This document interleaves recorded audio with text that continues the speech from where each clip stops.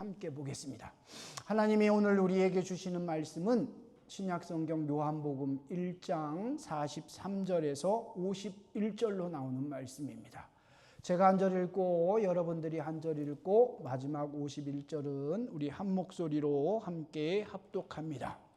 43절 제가 읽습니다. 이튿날 예수께서 갈릴리로 나가려 하시다가 빌립을 만나 이르시되 나를 따르라 하시니 빌립은 안드레와 베드로와 한 동네 벳세다 사람이라. 빌립이 나다나엘을 찾아 이르되 모세가 율법에 기록하였고 여러 선지자가 기록한 그 일을 우리가 만났으니 요셉의 아들 나사렛 예수니라. 나다나엘이 이르되 나사렛에서 무슨 선한 것이 날 수 있느냐. 빌립이 이르되 와서 보라 하니 예수께서 나다나엘이 자기에게 오는 것을 보시고 그를 가르쳐 이르시되 보라 이는 참으로 이스라엘 사람이라 그 속에 간사한 것이 없도다. 나다나엘이 이르되 어떻게 나를 아시나이까. 예수께서 대답하여 이르시되 빌립이 너를 부르기 전에 내가 무화과 나무 아래에 있을 때에 보았노라. 나다나엘이 대답하되 랍비여 당신은 하나님의 아들이시요 당신은 이스라엘의 임금이로소이다. 예수께서 대답하여 이르시되 내가 너를 무화과 나무 아래에서 보았다 함도 믿느냐. 이보다 더 큰 일을 보리라. 51절 같이 시작.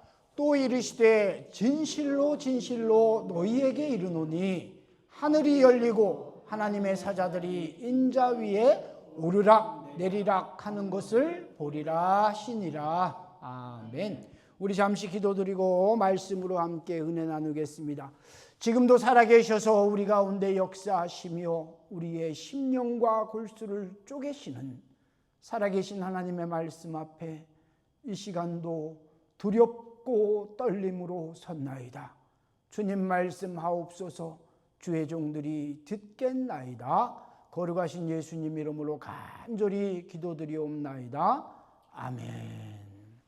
오늘은 요한복음 1장 43절에서 51절로 나오는 본문을 중심으로 어떻게 나를 아시나이까 라는 제목으로 함께 은혜를 나누고자 합니다.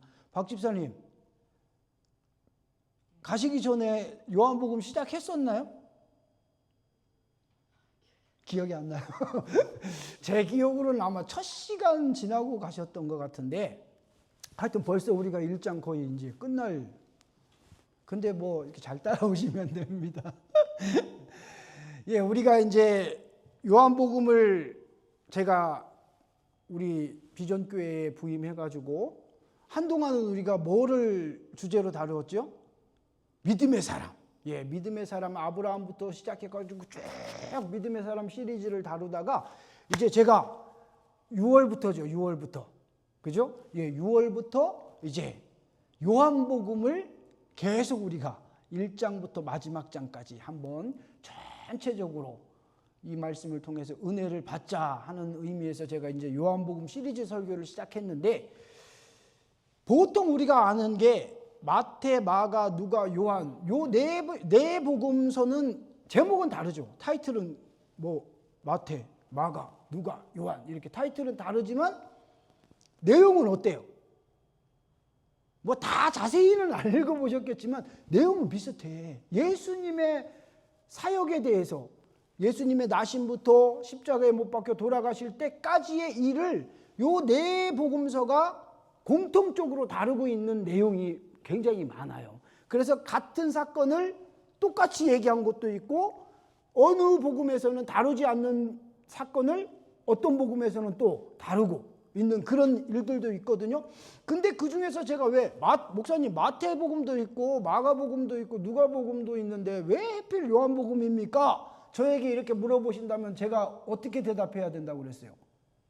요한복음을 왜 텍스트로 정했다고 그랬죠? 그렇지. 아, 우리 주집사님 잘 기억하고 계시네. 요한복음은 사실 시기적으로 따지면 요 마태, 마가, 누가, 요한 요 네 복음서가 거의 같은 시기를 다루고 있음에도 불구하고 쓰여진 시기가 틀려요.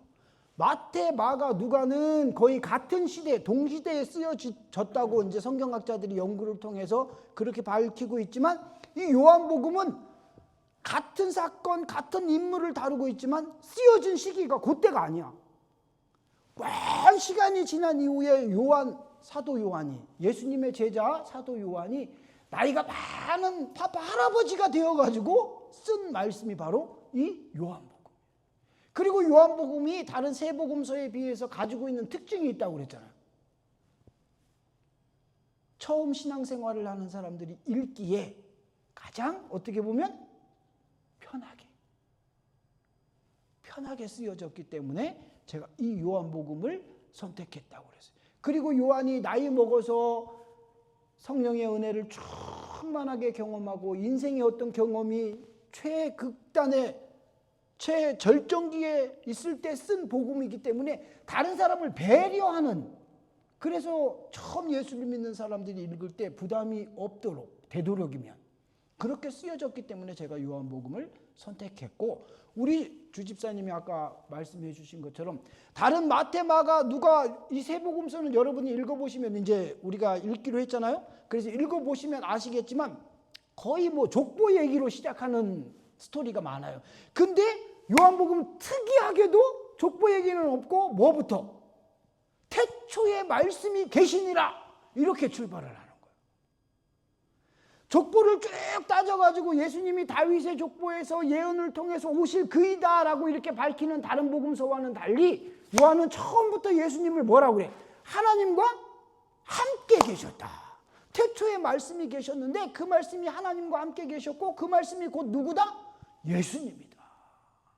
그래서 여기에서 뭐가 나온다고 그랬어요? 성부, 성자, 성령, 삼위일체. 이게 신학적으로 굉장히 좀 어려운 내용이지만 하나님, 성령님, 예수님 격은 달라요. 근데 이 셋이 뭐라는 거예요? 하나라는 거예요. 특별히 요한은 그거를 굉장히 강조합니다. 그러면서 이제 요한복음이 쭉 출발을 해가지고 오늘 이제 본문에 넘어오면 우리가 지난주에 함께 살펴본 내용을 잠깐 리뷰해 본다면은 이 35절부터 보면 이제 예수님이 제자들을 만나시는 장면이 나오잖아요. 제일 먼저 누구를 만났어요? 시몬과 안드레를 만났어요. 베드로와 안드레를 만났는데 이 두 사람은 뭐예요? 형제잖아요, 형제. 그리고 이들의 출신지가 고향이 어디예요? 갈릴리 들어보셨어요? 한 번도 안 들어보셨어요? 들어는 봤죠? 갈릴리가 뭐예요? 호수예요, 바다예요? 확실해요? 호수야, 호수. 시카고, 김 교수님 시카고 가보셨어요? 예. 시카고 가면 엄청 큰 호수가 있죠? 뭐가 있어요? 오데오가 있잖아요, 오데오. 오데오가 인공 자연적인 민물이 갇혀 있는 호수예요. 바다가 아니에요. 근데 얼마나 넓은지 바다가 아님에도 불구하고 어떻게 해요? 태풍이 막 쳐. 갈릴리가 꼭 그래요. 갈릴리가 민물이거든요. 바닷물이 아니에요. 민물인데도 엄청 커가지고 갈릴리를 분명히 호수인데 성경에 보면 갈릴리를 뭐라고 표현됐어요? 바다. 갈릴리 바다라고도 표현할 정도로 그렇게 큰 저수지겠죠, 그죠? 예, 호수, 저수지 이런 개념이란 말이에요.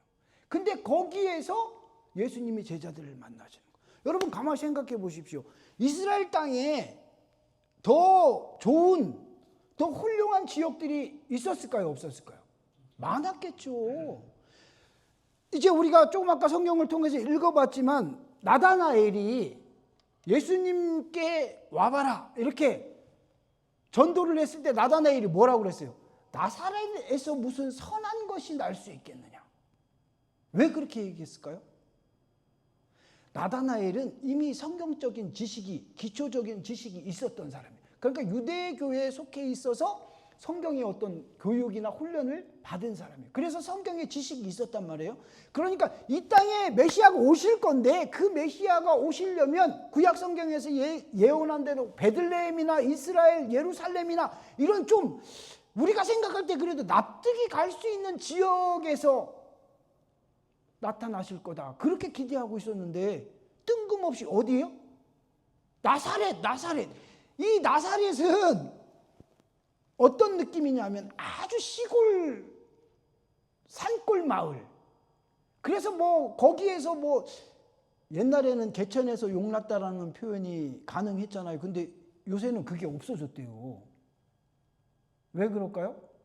그만큼 모든 게 발전해가지고 진짜 열심히 부모들이 어떤 재력을 가지고 아이들을 서포트하면 그 교육받은 아이들이 성장해서 출세하고 유명해지는 거예요. 아무것도 없는 흔히 우리가 표현하는 흙수저들이 이제 금수저 뭐 다이아몬드 수저가 되는 거는 거의 불가능에 가까운 거예요. 그런 뉘앙스가 깔려 있는 거예요. 거기에서 무슨 귀한 것이 나겠느냐. 근데 예수님의 출신지가 어디예요? 나사렛이라는 거예요. 나사렛. 그러니까 자기들의 기대에 미치지 못하니까 하찮게 여기는 거예요. 나사렛에서 무슨 선한 것이 날 수 있겠느냐. 그게 단적인 어떤 표현입니다. 예수님이 사랑하는 제자들을 이제 하나 둘씩 만나시는 장면이 계속 나오는데요. 그들이 예수님을 딱 만났을 때 예수님을 자기 친구들에게 기독교 용어로 말하면 전도. 예수님을 전할 때 뭐라고 그랬어요? 야, 예수님을 만나보니까 뭐 굉장히 핸섬하게 생겼고 전하는 말씀이 진리고 우리가 몰랐던 어떤 새로운 어떤 그런 메시지가 우리에게 막 있어서 우리의 마음이 감동된다. 이렇게 막 미사여구를 남발해가지고 예수님을 전한 게 아니고 딱 한마디 했어요. 뭐라고? 와봐라. 이 말 속에는 굉장히 많은 의미가 담겨져 있는 거예요. 예수님에 대해서 많이 들어. 많이 배워. 근데 정작 중요한 건 뭐예요? 예수님을 어떻게 해야 돼? 페이스 투 페이스. 만나야죠. 이 세상에 여러분 지금은 시대가 굉장히 많이 발달했지 않습니까? 옛날에는 우리 박 집사님이나 우리 송 집사님이나 주미 집사님하고 나하고는 세대가 좀 비슷하니까 우리 교수님도 살짝 포함이 되실 것 같은데 옛날에는 지금처럼 시대가 이렇게 발전하지 않았잖아요. 그래가지고 뭐 지금은 유튜브나 뭐 미디어나 컴퓨터나 이런 게 너무 발전이 돼 있으니까 그에 예수 안 믿는 사람도 예수가 누군지 뭐 예를 들어서 성경에 나오는 유명한 구절들 이런 게 막 알아요. 들은 풍월은 굉장히 많아. 교회가 뭔지도 알고 예수님이 어떤 사람인지도 알고 다 아는데 정작 뭐가 없는 거예요?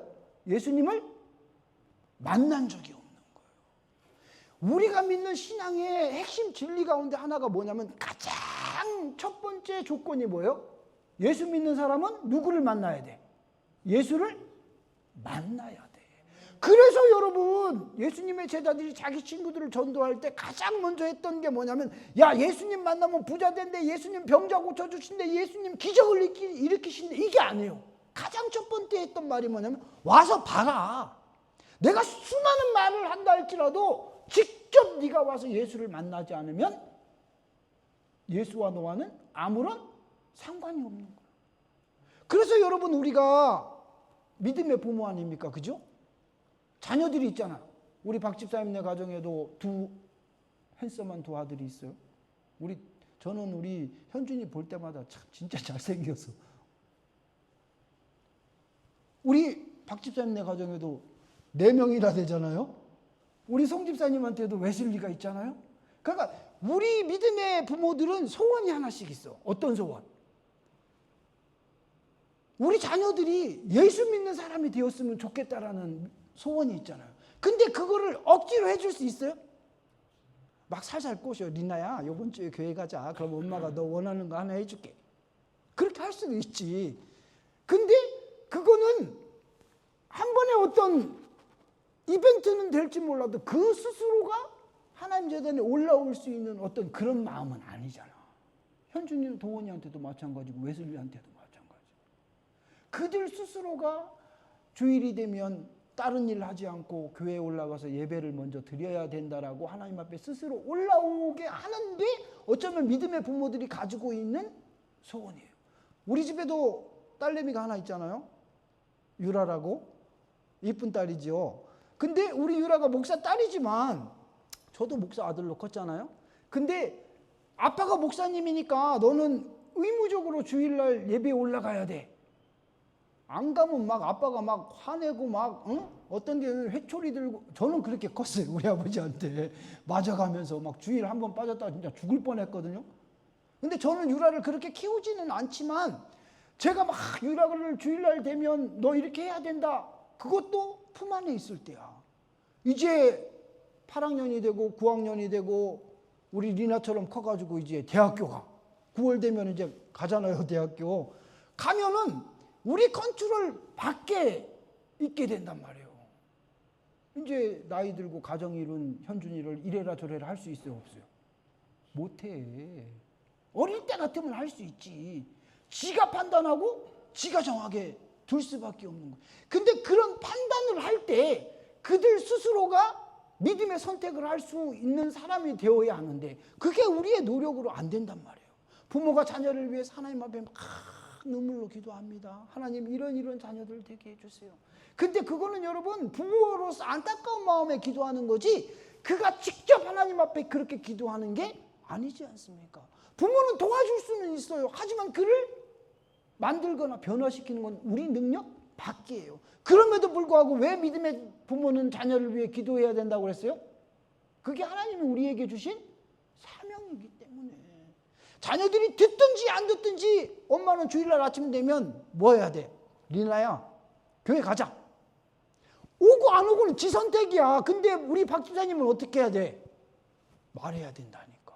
아이들이 듣기 싫어하죠. 근데도 그거는 엄마가 이 땅에 존재하는 의미이기 때문에 말씀하셔야 돼. 교수님한테도 여보 교회 갑시다.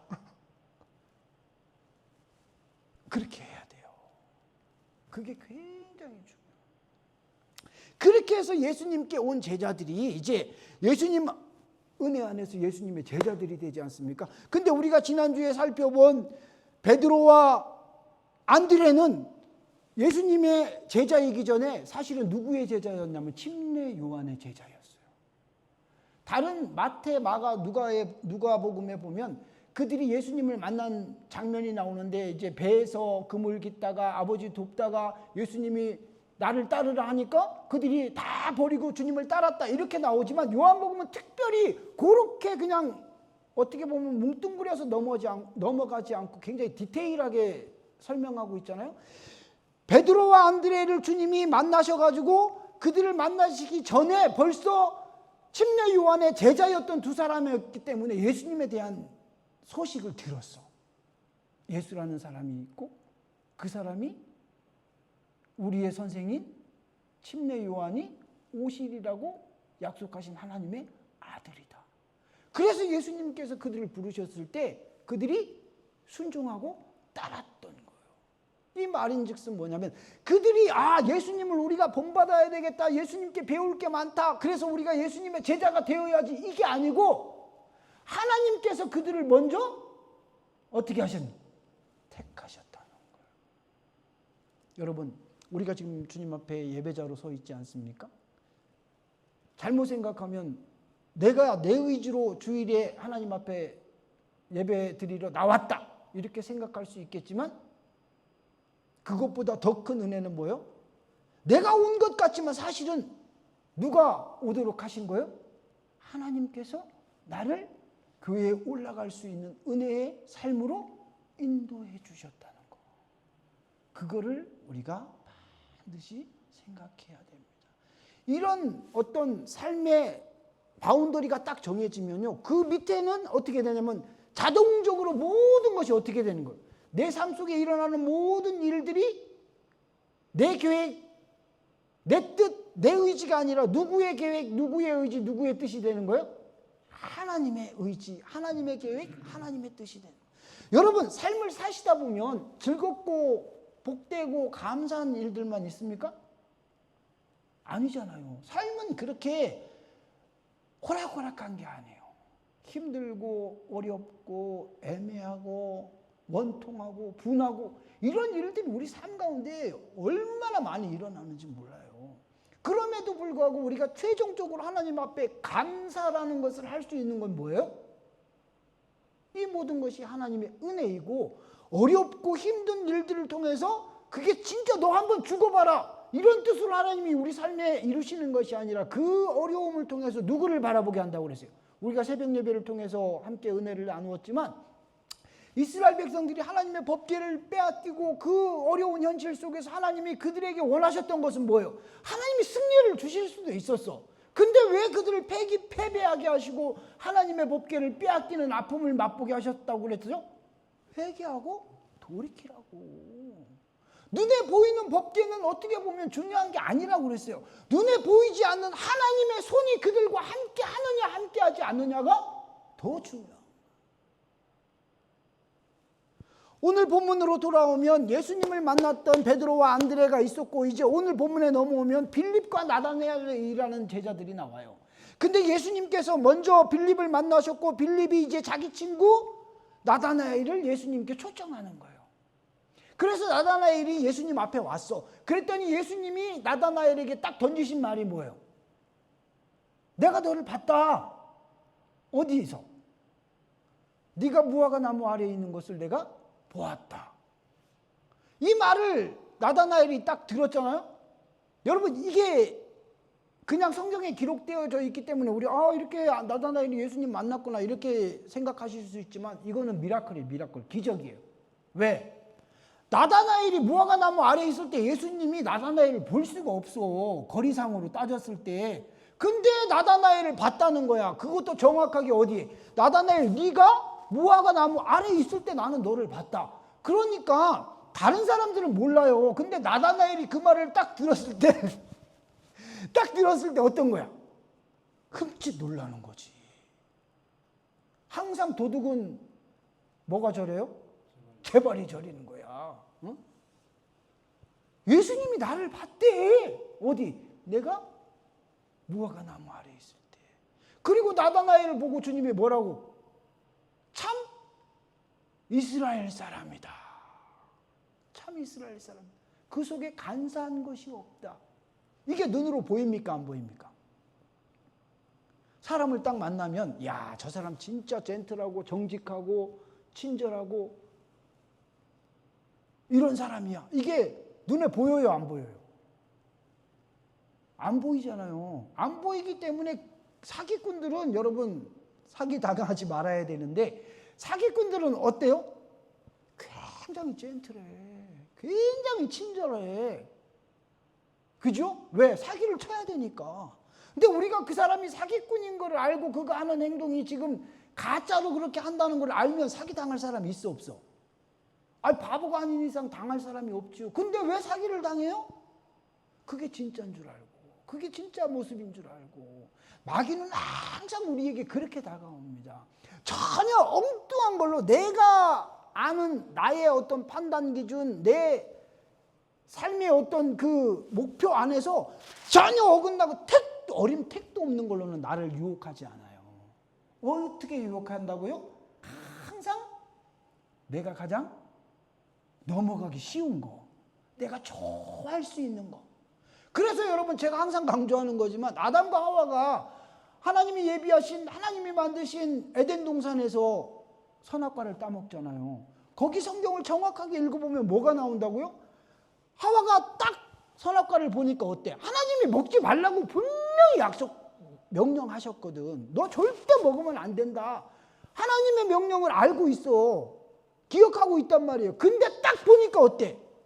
거기에 솔직한 하와의 속마음이 나오는 거예요. 뭐? 딱 보니까 어때? 보암직도 하고 먹음직도 하더라. 이게 여러분 솔직한 우리 인간적인 표현 아닙니까? 우리가 죄인 건 알아요. 근데 어떻게? 하와가 표현한 것처럼 보암직도 하고 먹음직도 한 거야. 야, 이렇게 하면 뭐가 될 것 같거든. 이렇게 하면 금방 돈이 들어올 것 같거든. 그런 유혹으로 마귀가 우리를 유혹할 때 그걸 이길 수 있어요? 아니야. 이거는 정직한 게 아니야. 이건 합법적인 게 아니야. 이렇게 여러분 딱 자를 수 있냐고요. 쉬운 거 아니에요. 쉬운 거 아니야. 뻔히 그렇게 하면 다른 사람들도 그렇게 해서 막 돈을 벌고 다른 사람들도 그렇게 투자해가지고 막 수익률을 올리는데 나도 그렇게 하면 될 거 아니야. 이렇게 유혹해서 들어오면 우리가 끊을 힘이 있어요, 없어요? 없는 거예요. 그래서 우리가 생각하면 우리가 우리의 믿음을 지키는 게 내 의지 같고 내 노력 같지만 하나님의 역사하심, 하나님의 동행하심이 없으면 절대 불가능합니다. 절대 불가능. 여기에 나오는 이 나다나엘을 보고 예수님께서 뭐라고 그래요? 참 이스라엘 사람이다. 여러분, 이스라엘이 어디서 시작하죠? 이스라엘이라는 이름 명칭이 구약성경으로 넘어가서 야곱이 형 에서를 속이잖아요. 그래서 형이 너무너무 화가 났어. 자기 축복권을 빼앗겼으니까. 그래서 이 형이 어떻게 해요? 아버지가 이제 돌아가실 때가 됐으니까 아버지가 죽고 나면 어떻게 한다? 내가 요놈 새끼 죽여버리겠다. 이렇게 생각을 한 거야. 그 말을 엄마가 들었어. 이게 잘못하다가는 한날 한시에 아들 둘 다 이렇게 생겼으니까 엄마가 야곱을 자기 오빠, 그러니까 야곱의 외삼촌인 라반에게 피신을 시키는 거예요. 급하게. 그래서 야곱이 급하게 피신을 가야 되니까 뭐 여러 가지 챙기지도 못하고 엄마가 상비약으로 준 기름 한 병 들고 외삼촌 라반의 집으로 가는 거예요. 광야를 막 지나서 가야 되는데 가다가 이제 밤이 되어서 하룻밤 자는데 꿈에 하나님이 야곱을 만나 주셨어요. 내가 너와 함께 할 거다. 그러면서 이제 야곱이 그 힘들고 어려운 시간들을 다 보내고 자기보다 더 얍삽하고 사기 잘 치는 외삼촌에게 어려움도 당하다가 이제 결국 아버지 집으로 돌아오는 그 여정에서 하나님이 다시 야곱을 만나 주세요. 그리고 야곱에게 너를 이제는 더 이상 야곱이라고 하지 말고 뭐라고 해라? 이스라엘이라고 해라 하면서 야곱의 이름을 이스라엘로 바꿔주시오. 야곱의 이름의 뜻은 뭐냐면 훔치는 자, 도둑놈 이런 뜻이에요. 근데 이스라엘은 어떤 뜻이에요? 하나님이 함께 한다라는 뜻이에요. 오늘 예수님께서 나다나엘을 보고 뭐라고 해요? 참 이스라엘. 그 말 속에는 이 마음 속에 그 다음에도 나오잖아요. 간사한 것이 없다. 보이지 않는 그의 중심을 예수님께서 보신 거예요. 여러분, 이 시간 우리가 주님 앞에 예배자로 나와 있잖아요. 목사는 이렇게 여러분들의 모습을 눈으로 보잖아요. 그래서 좀 안색이 어둡고 뭔가 근심스러운 빛이 있으면 우리 집사님 가정에 뭐 어려움이 있겠구나. 염려스러운 일이 있겠구나. 이렇게 생각하지만 그 문제가 뭔지 알아요, 몰라요? 말하지 않는다 하면 몰라. 저는 사람이기 때문에 몰라. 근데 예수님은 아실까 모르실까? 아시죠. 왜요? 단서가부터 왜 아시는 거예요? 그분이 나를 만드셨기 때문에. 하나님이 나를 만드셨기 때문에. 사람의 눈에는 내 중심, 내 마음이 안 보이지만 하나님께서는 내 중심을 보신다고 그랬어. 주님 앞에는 눈에 보이는 게 중요한 게 아니에요. 왜 그래요? 여러분, 눈에 보이는 거는요, 잠깐 있다가 사라지는 안개 같은 거예요. 안개 같은 거. 안개가 아무리 자욱하게 끼어 있어도 그 안개가 영원합니까? 그러면 못 살잖아요, 우리가. 태양이 딱 뜨고 나면 어떻게 해? 안개는 사라져 버리는 거예요. 지금 우리가 평안하다고 내일도 평안할까요? 지금 내가 힘들다고 내일도 힘들까요? 그러면 이 세상 살아갈 사람 아무도 없습니다. 오늘 평안하다고 그래서 내일 평안할 수 없는 것, 오늘 힘들다고 그래서 내일도 힘든다는 보장이 없기 때문에 우리는 살아가는 거예요. 이 힘든 과정을 지나고 나면 하나님이 뭔가 새날을 우리에게 허락하실 거다. 말씀을 마무리합니다. 우리가 오늘 함께 읽은 51절에 보면 이렇게 기록되어 있죠. 또 이르시되 진실로 진실로 너희에게 이르노니 하늘이 열리고 하나님의 사자들이 인자 위에 오르락 내리락 하는 것을 보리라. 우리가 아까 요한복음이 출발할 때 뭘로 출발했다고 그랬어요? 태초에 말씀이 계시니라. 하나님과 함께 계셨다고 그랬잖아요. 예수님께서 나다나엘과 빌립을 만나시고 그들에게 말씀하시는 거예요. 인자가 하나님의 사자들이 인자 위에 오르락 내리락 하는 것을 보리라. 여러분, 이 장면 구약성경 어디에서 들은 기억이 있나요? 아까 얘기했던 것처럼 야곱이 형을 피해가지고 외삼촌 라반의 집으로 도망갈 때 광야 한가운데서 잠을 잘 때 하나님이 그를 만나셨다고 그랬잖아요. 그가 그 밤에 꾼 꿈이 뭐예요? 천사들이 사닥다리가 있는데 그 사닥다리가 하늘에 닿았고 하나님의 천사들이 오르락 내리락 하는 꿈을 야곱이 꿨어요. 그건 뭐라고?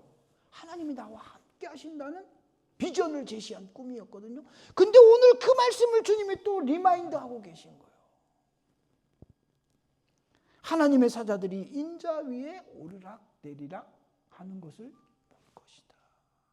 여러분, 우리 삶이, 우리의 생각이, 우리의 중심이 어디를 향하고 있어야 돼요? 하나님을 향하고 있어야 돼요. 하나님과 우리를 연결시켜주는 이 사다리 역할을 하는 게 누구예요? 예수님이에요. 예수님.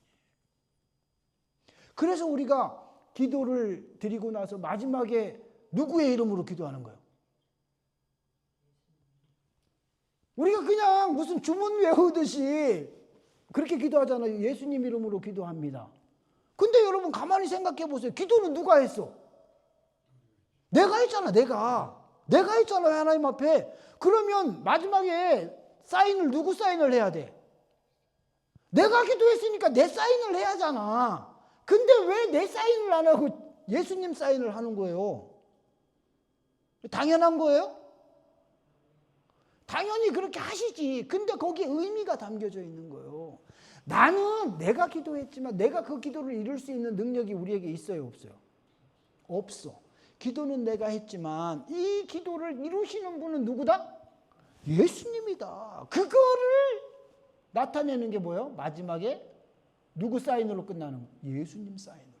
그래서 기도 후에 마지막에 예수님 이름으로 기도하는 거예요. 기도는 내가 했지만 이 기도는 내가 이루고 내가 할 수 있는 게 아닙니다. 하나님이 예수님께서 역사해 주셔야 열매가 맺힙니다라는 것을 주님 앞에 인정하는 거예요. 인정하는 거예요. 제가 우리 박 집사님, 김 교수님 가정 한국 방문 중에 매일 기도했어요. 새벽마다. 하나님 안전하게 복된 여정 되게 해달라고. 우리 기한이 리나 다치지 않고 잘 있다가 오게 해달라고. 근데 제가 그렇게 기도했다고 그래서 힘들고 어려운 일들이 일어나지 않았을까요? 그럴 수도 있죠. 근데 그게 아니에요. 저는 그렇게 기도하지만 그 일을 이루시는 건 누구다? 하나님이시다. 하나님이시다. 여러분 절대 우리 착각하면 안 돼요. 선을 지켜야 돼. 우리가 하나님 앞에 할 수 있는 최선은 다 해. 근데 그 나머지는 누가 하시는 거예요? 하나님의 손에 있다는 것을 인정해야 돼요. 그걸 넘어버리면 어떻게 되는 거예요? 하나님이 계셔야 할 자리를 내가 그 자리에 섰버리면 누가 되는 거예요? 성경에 기록되어져 있는 수많은 사람들이 무너지고 넘어지고 실패하고 좌절하는 게 뭐예요? 바로 그 이유 때문에. 어떠한 어려움이 있어도 그게 끝이 아니에요. 왜? 그걸 통하여 하나님이 새로운 일을 이루실 것을 믿기 때문에, 신뢰하기 때문에 오늘도 눈물을 흘리며 씨를 뿌리는 자의 심정으로 눈물을 흘리면서 씨를 뿌려요. 왜?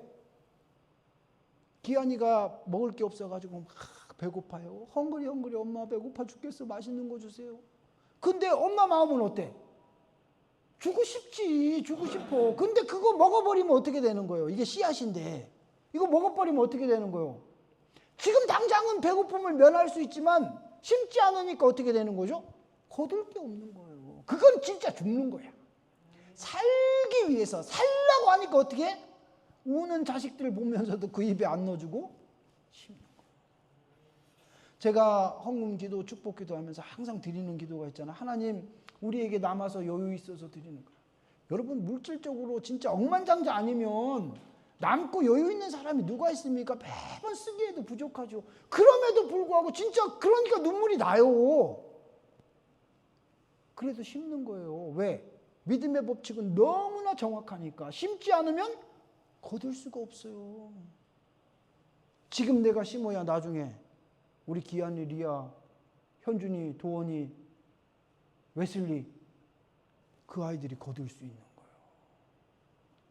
오늘 우리가 있는 게 사실은 뭐 때문에? 우리의 선진들이 믿음의 눈물을 흘리며 심은 씨앗들이 우리 삶 가운데 임한 거예요. 또 새로운 일주일 시작합니다. 여름에 건강 잘 조심하시고, 여름에 감기 걸리면 돼요, 안 돼요? 안 돼요, 안 돼요. 진짜 고생 많이 해요. 건강 잘 챙기시고, 아까 강구한 대로 사복음서 읽는 거 잊지 마시고, 매일매일 조금이라도 한 번에 뭐 많이 읽어야 되겠다 욕심내시지 마시고, 하루에 조금씩이라도 여러분 꼭 함께 도전하시고, 왜 제가 이걸 강조하냐면, 이번에 하나님이 사복음서를 한번 읽어보세요. 그러면 여러분들에게 각자에게 특별한 은혜를 반드시 예비하고 계세요. 그래서 바라기는 그 예비한 은혜의 주인공들이 우리 사랑하는 성도들 다 되시기를 주님의 이름으로 간곡히 부탁을 드립니다. 기도하겠습니다. 하나님 감사합니다. 오늘도 주님 앞에 예배자로 서면서 귀한 예물 심습니다. 남아서 여유 있어서 드림이 아니고 없고 모자란 중에도 정녕 눈물을 흘리며 씨를 뿌리는 자의 마음으로 주님께 심사오니 이 심기어진 예물 위에 주여 30배, 60배, 100배의 결실로 우리의 생애 가운데, 아니 우리 자녀들의 생애 가운데 하나님이 반드시 열매로 갚아 주시옵소서. 지금은 우리 주 예수 그리스도의 은혜와 아버지 하나님의 크신 사랑하심과 성령님의 인도 내주 역사 충만하심이 새로운 7월 한 달도 주님의 믿음의 사람으로 살아가기를 작정하는 우리 비전교회 사랑하는 성도들의 삶 가운데, 저들의 후손들의 삶 가운데, 또 출타 중에 있는 우리 성도들의 삶 가운데 지금부터 영원토록 함께 하시기를 간절히 축원하옵나이다. 아멘.